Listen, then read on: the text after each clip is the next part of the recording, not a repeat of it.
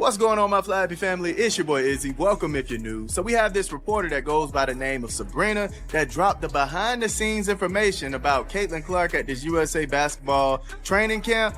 And the way that she's talking, Caitlin Clark made this team, fam. She made this. Literally. This is crazy. I'm under contract. I guess I plan on returning to the sky and continuing to talk to Tyler. Picture this scene. Camp was supposed to end with handshakes and team photos. Instead, it turned into the most tense basketball moment anyone had witnessed in years.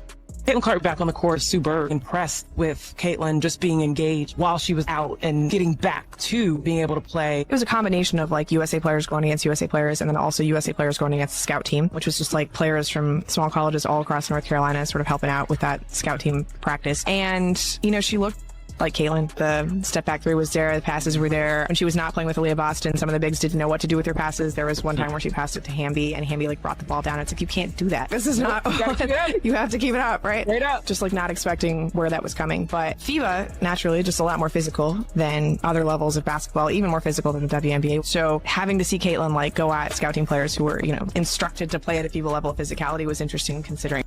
Because Caitlin Clark didn't just attend that final practice. She completely rewrote how everyone thought about power and talent in women's basketball. Just pride. Reese wants nothing to do with this damn Chicago Sky team. She makes it very, very clear at every opportunity. She makes it very clear at every opportunity. She does not want to be on this team. She thinks these players stink. She thinks they stink. She thinks she don't think they have a winning culture over there. She don't want to be there at all.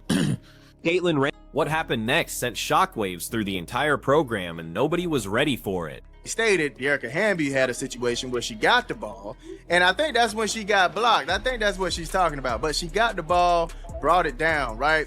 Caitlin Clark is going to put it right where you need it so you can get it and go up with it. That's another level of skill, another level of thinking, another level of I'm thinking 10 steps ahead, right? It's not only getting the ball to the player, it's getting the ball where the player needs it. That's another level of facilitating. That's why we say, man, Caitlin Clark is the top guard, man. All right, y'all start the conversation in the chat, but I'm just saying, Chelsea Gray is a very entertaining passer. All right, very entertaining. Sometimes her flashiness kind of make her throw the ball away and things of that nature, but Caitlin Clark knows how to get that thing in tough spots. All right, get it in tough spots and get her teammates open, get it to where the teammate can catch the ball and just pull it in a comfortable style.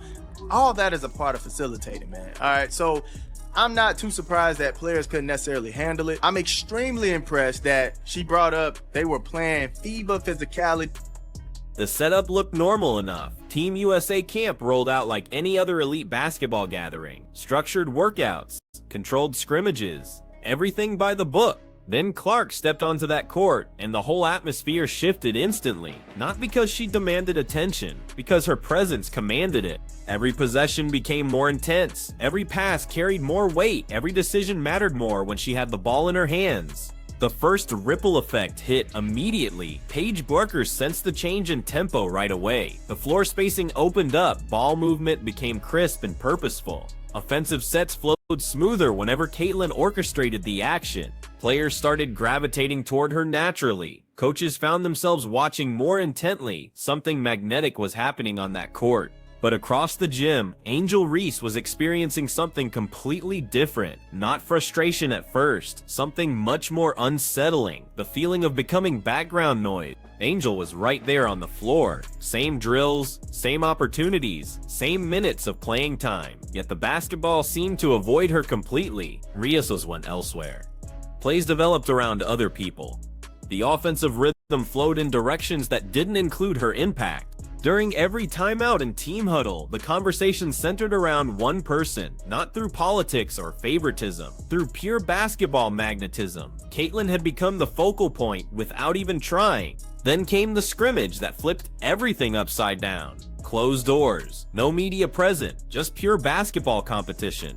What unfolded was basketball poetry in motion. Caitlin and Paige created perfect chemistry on offense. The ball zipped around like it was controlled by remote. Every cut was precise. Every screen was effective. Angel pushed harder, trying to insert herself into the action. More physical contact, higher emotional intensity, forcing her way into play, but the game wouldn't cooperate. It moved too fast and too intelligently around her efforts. Each possession made the gap more obvious. This wasn't about being benched or pulled from the lineup. This was about tempo and basketball IQ creating natural separation. The game was literally moving past her in real time. That's when the harsh reality became crystal clear. Competition had ended. Hierarchy was forming right before everyone's eyes.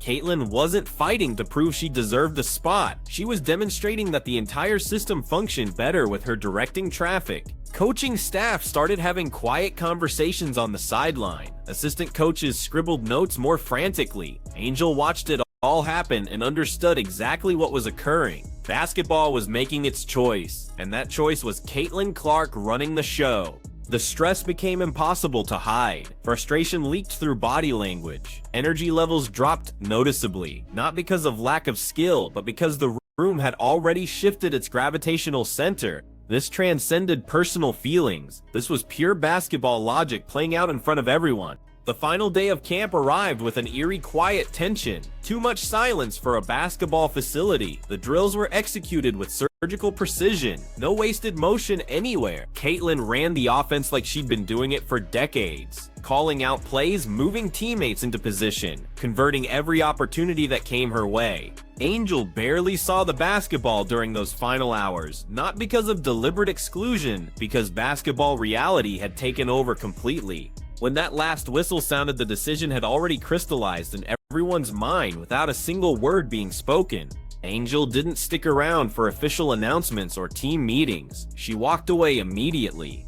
Not in anger or protest, just finished with the whole situation. The entire gym went silent. Coaches looked at each other with concern. Players avoided making eye contact because everyone knew they'd just witnessed something significant. This represented much more than one player departing early. This exposed how quickly systems can shift when true talent enters the equation. The same organization that had previously overlooked Caitlin and questioned her readiness was now scrambling to feature her highlights and reshape their public messaging, because dominance has a way of changing everything around it instantly. Caitlin Clark never delivered speeches or made bold declarations. She didn't need to waste time with words. Her basketball performance communicated everything perfectly.